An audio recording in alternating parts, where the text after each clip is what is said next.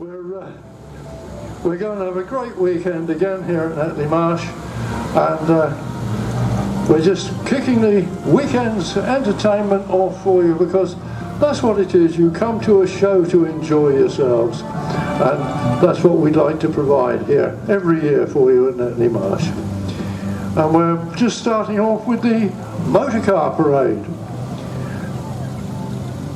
And as you can see, coming up towards the commentary point now, one of the very early Land Rovers. It's a Series 1, and this is where the Land Rover story started from, really. So,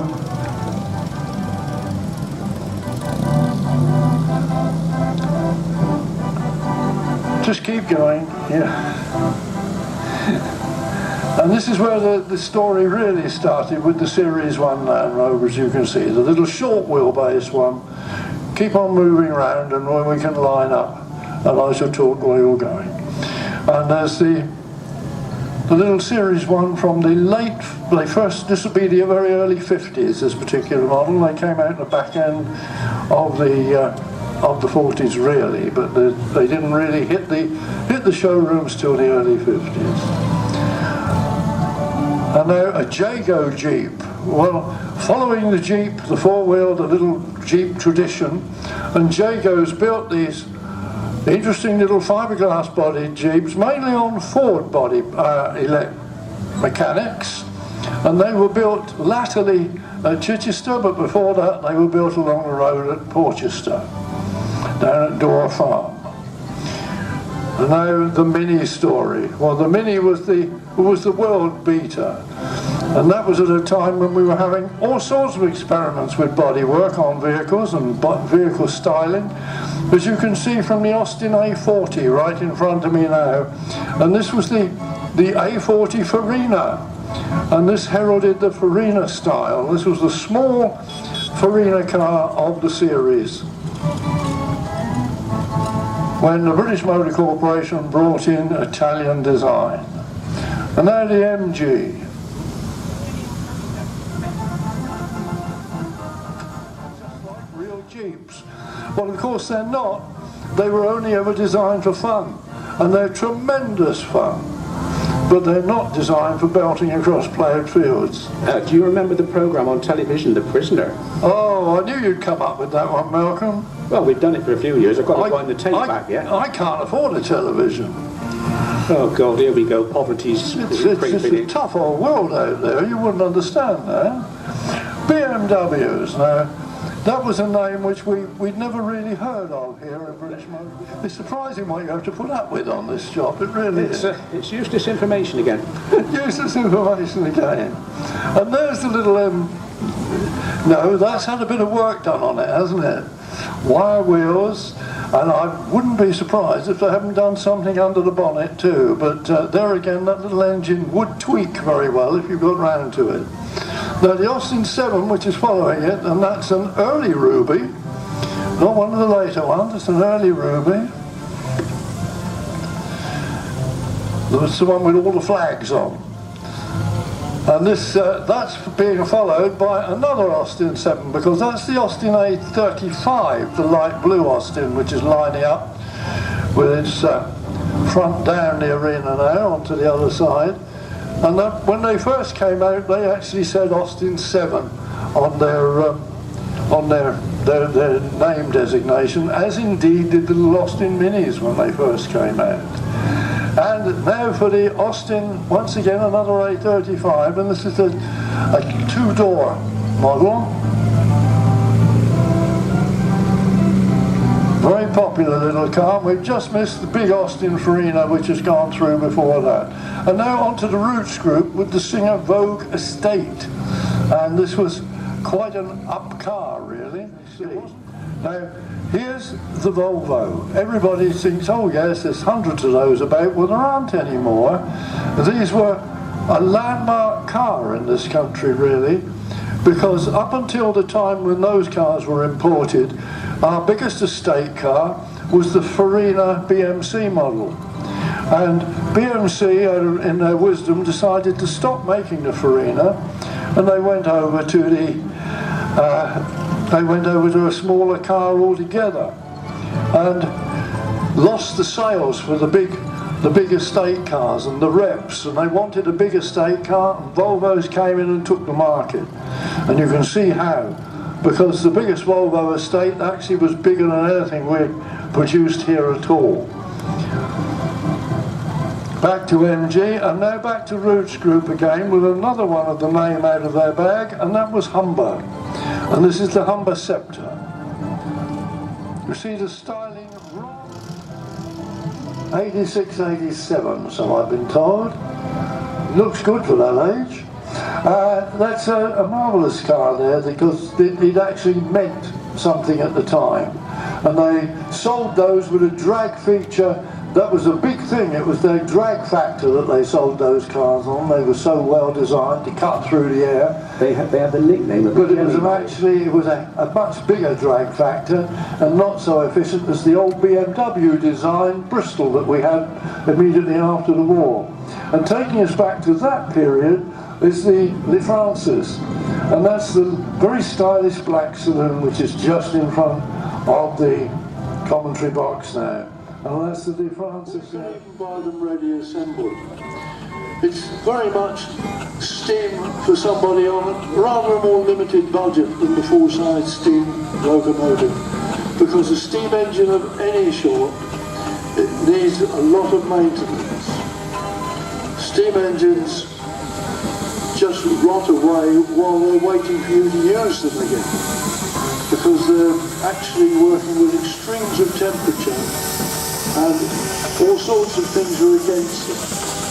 Heat, cold, and the acid from the coal. So a lot of things are working against the steam engine when it's working. And they do need constant repair and maintenance.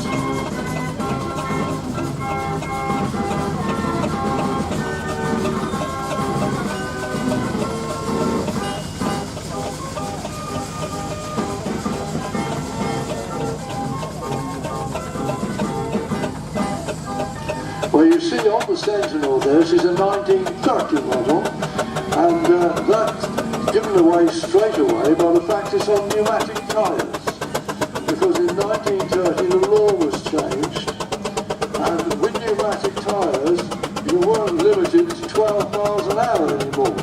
You could do 20. Well, I'll tell you now, that's steam, that's Sentinel.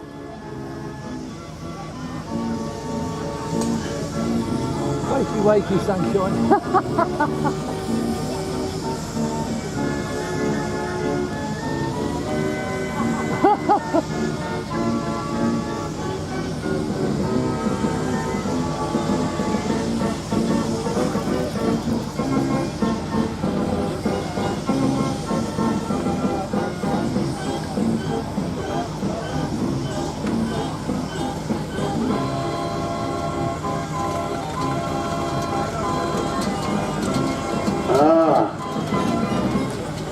Here's our executive staff. We sent him away to get us a cup of tea.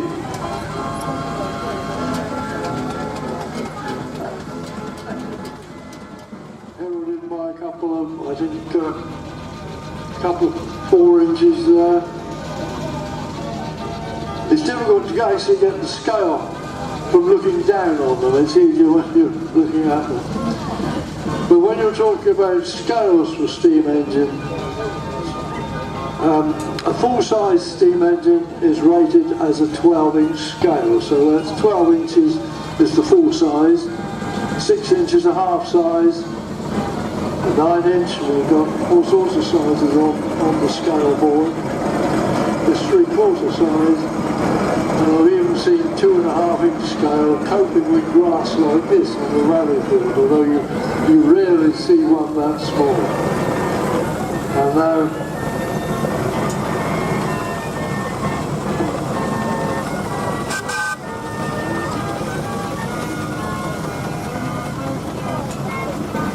there's a lively looking dog, look at that.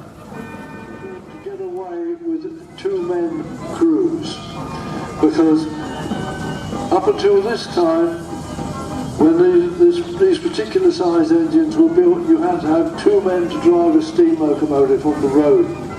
One to steer it and one to drive it. once the law was changed, up to a certain size, engines could be looked after by one person on the road.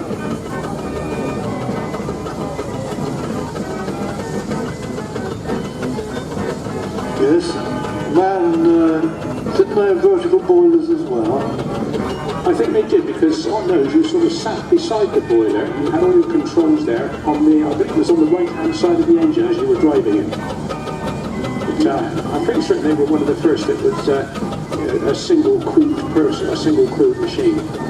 Yeah, they were the ones who produced very successful tar boiling engines too, because they were actually heating the tar tanks. I remember one of them from a couple of years ago. There was a tar boiler down at the Steam Fair, and we were setting up the equipment ready for the show, and we had some cables still on the ground, and those tar boilers got lovely, nice little tight iron wheels. And he kept going in and out of the arena, and he was chopping the cables to shreds. And he wondered why I went mad. I'm talking, get your hearing aid on. And just going past this now, you'll see there it's another Hampton.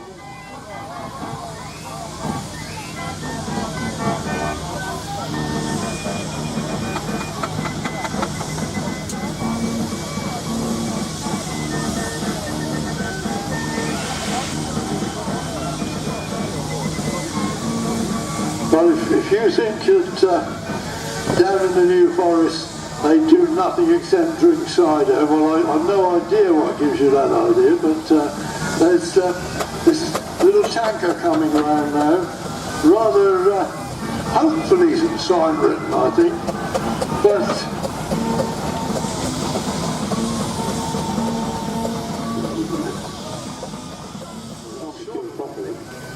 it's something different. You never, you don't really want to see it. now it's Katrina's turn. And Katrina is an old stager at Netley Marsh, really. Been around for quite a while. And this is the 50-20, so we're going up all the time in the power output of these trains. That one's got a funny number plate. On to something you're perhaps a little bit more familiar with, so many of the British enthusiasts.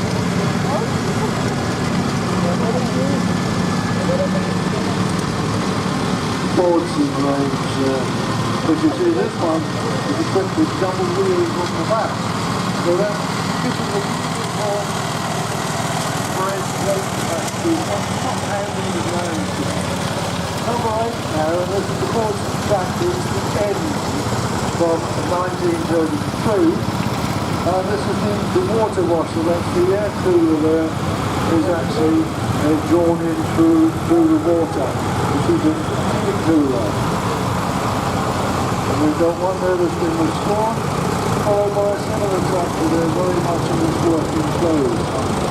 Because these horses, they weren't kept the way horses were in barns and stables. A lot of the time these tractors were lucky to get something thrown over in between seasonal work. Now to the Perkins engine into this Fordson. And this was the new generation, post-war Fordson Major. All electric has got lighting, although this one may still have hand starting. There's a starting handle there at the top, but it could well also, with the batteries on there, I suspect it's an electric start. Number 11 now, the Nuffield from 1962. No, sorry, David Brand.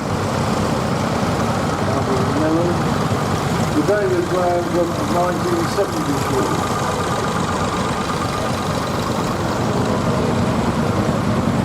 That's where he went. Number 7, the Fordson Major, 1955. The Ford front loader attachment on now here's a beautifully presented Nuffield. Nuffield of Fordson. Once again, another Hampshire registration. Started life with William Morris. Raw built it so that all the tractors are up in. It was actually using up initially all the lorry parts that they hadn't used before the war. They soon moved into full-scale tractor production. Restoration in progress. Is it restoration or is it a bit of modification? What an engine in that one. And there's a nice little combination to say, oh, just gone by the Ferguson with the Ferguson flag. Number 23. 1947, this takes us right back pre-diesel for the North. Slide across so you can see what your implements are doing, or on the other hand it gives room for the jack russell to sit up as well.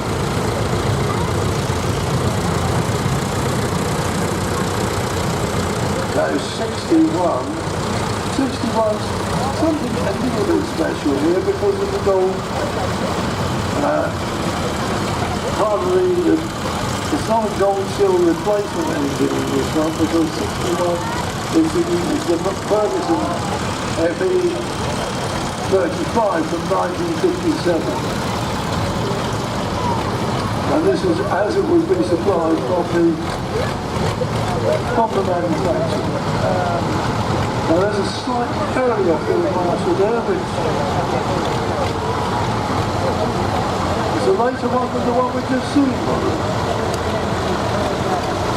Oh, there we go. We're getting all the field marshals there.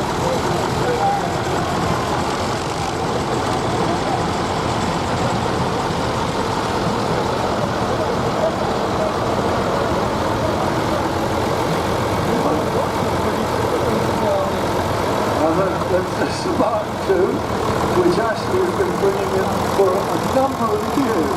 I'm not going to say how many, just a number.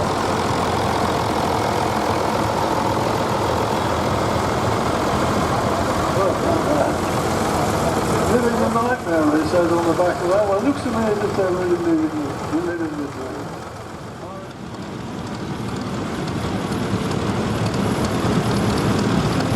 You can see the standard of restoration in those two tractors. In fact, not just those two, but this next one coming along as well. Number 97, the Massey Ferguson. Absolutely pristine. Still with that little Ferguson logo, because that's where it all began. And that one's in our late entry section. The 165 Massey. A tractor that was very popular with a lot of operators. Yeah. You can see two of them here, both resplendent with transporter boxes on the back.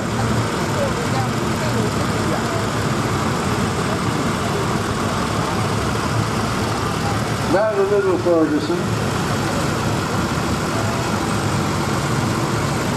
Diesel version there.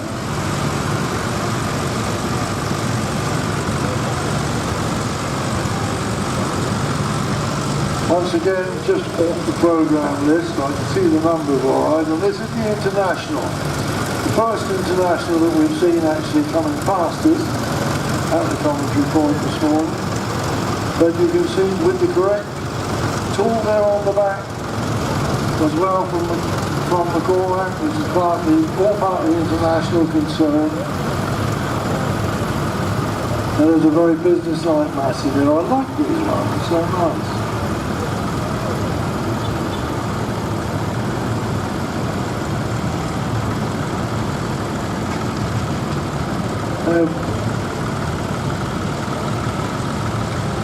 Now if you're wondering what that engine is in a tractor, well this is something that's been built for a specific purpose, and I would guess probably tractor pulling.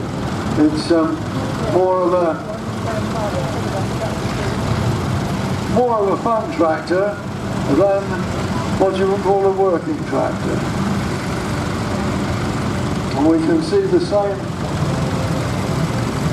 very much the same idea here on those three tractors that have just gone through.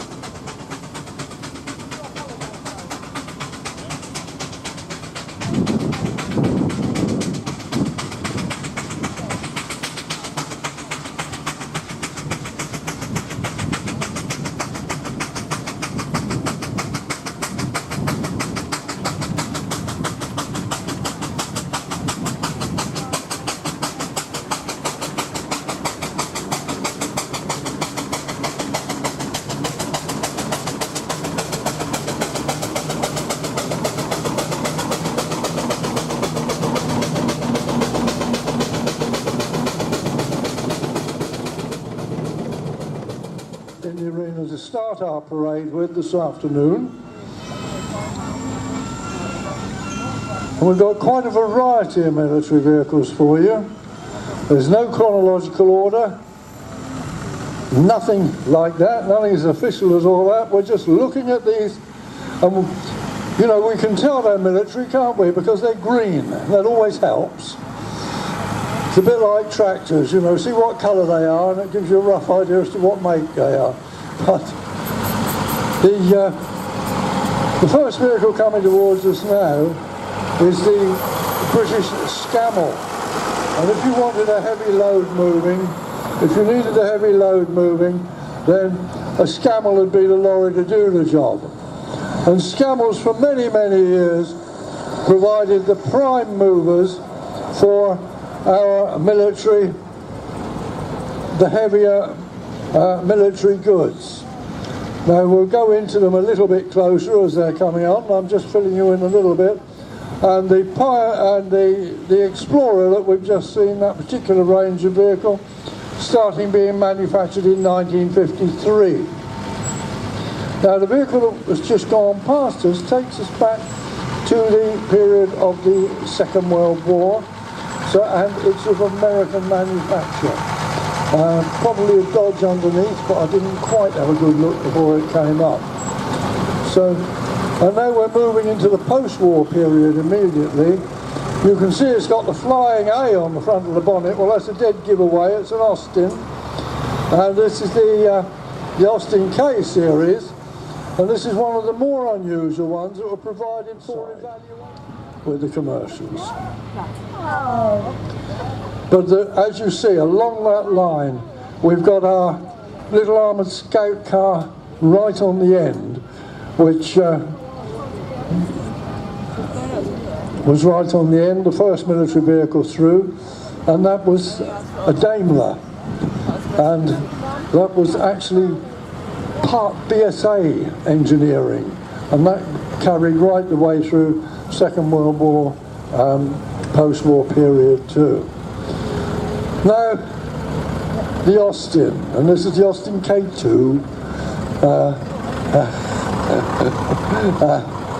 Great to see it again. No, it's the K4. Sorry about that, it's the K4. The K2 was the wartime one. This one puts us into the 1940s, and it's been part of the Watts family collection, one might say, for a long, long time down in Dorset. And it worked mainly in the Hampshire Dorset border area. And I suppose this is that must be the third generation Watts with that one. And there's Lenny Watts' son there brought the big Leyland through behind it, and that Leyland was Leyland's answer to Scamell's heavy haulage units, and that was supplied for, actually only built for export order, but it actually went working in Scotland for the on a ministry contract up there. The Land Rover now that we've seen in various guises through the weekend, and that's the Series 2 Land Rover there. From post office telephones, when the post office used to run the telephones. Now, as it goes by, take a look at this. Just where I'm pointing now is a little black lump. It's one they don't make anymore, obviously. But it's the escort van. And that took over really, well, it took over really from the it was just a variant on the Escort. It was running quite well for a long time as the Escort. Now, you remember the AEC we looked at with the petrol engine? No auto vac on this one. This is a pre-war design, pre-war cab, everything on it's pre-war.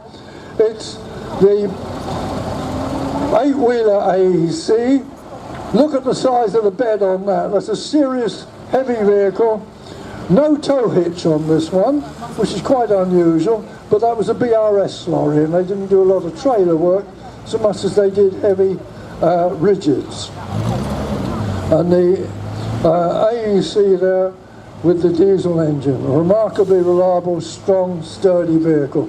Vi's now all the way down from London to support us this weekend, and this is typical of the type of little vehicle in the 1950s you would have found working locally around the London markets.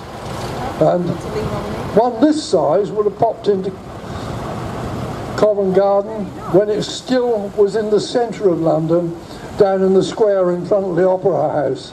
And when all very, very typically lined out, written and decorated the way you'd expect anyone, basically what people used to call costermongers.